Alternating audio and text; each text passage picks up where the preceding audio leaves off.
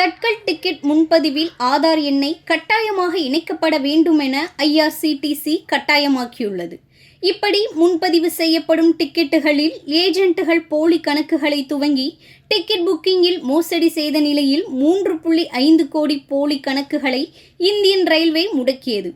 இந்நிலையில் டிக்கெட் புக்கிங்கில் ஆதார் எண் இணைப்பு கட்டாயமாக்கப்பட்டுள்ளது. இவை ஜூலை 1ஆம் தேதி முதல் அமலுக்கு வரும் என்று அறிவித்துள்ளது.